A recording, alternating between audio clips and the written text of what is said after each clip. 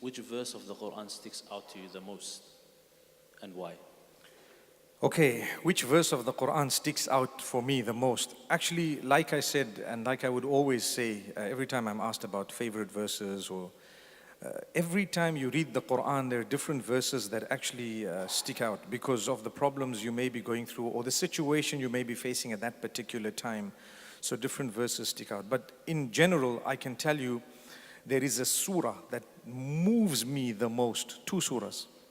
Short ones. One is Al-Duha and the other one is Surah Al-Sharh. وَالضُّحَى وَاللَّيْلِ إِذَا سَجَى مَا وَدَّعَكَ رَبُّكَ وَمَا قَلَى.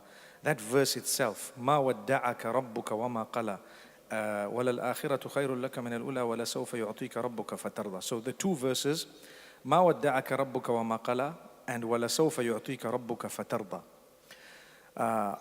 They stick out the most for me. They impact upon me. They make me ponder deeply every time I read them. And what they mean, just for the benefit of everyone, where the Prophet ﷺ, revelation had stopped for a time, and then he thought maybe Allah's upset with me, maybe Allah has left me, forsaken me. So Allah revealed a verse to him to say, "Ma wadda'aka rabbuk." Allah has not forsaken you.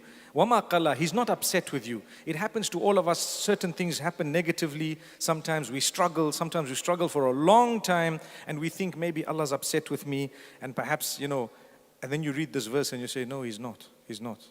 He's not upset with me and He hasn't left me. And then a verse down, Allah says, وَلَسَوْفَ يُعْطِيكَ رَبُّكَ فَتَرْضَى. And very soon Allah will give you so much until you become happy.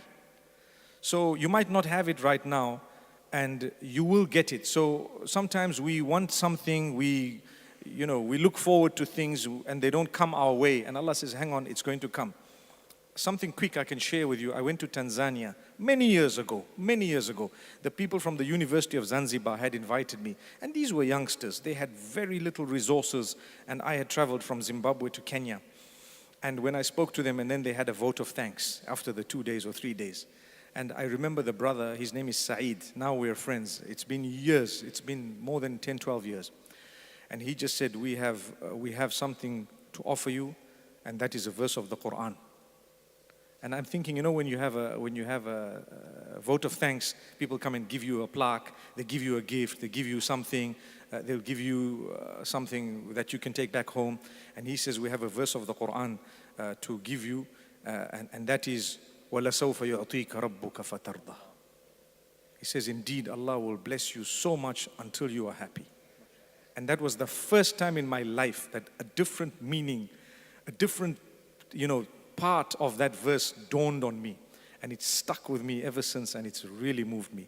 And so that surah and the next surah is all about difficulty and hardship. I think I can invite everyone, if you have a moment, to go and look at those two surahs. They really soothe me.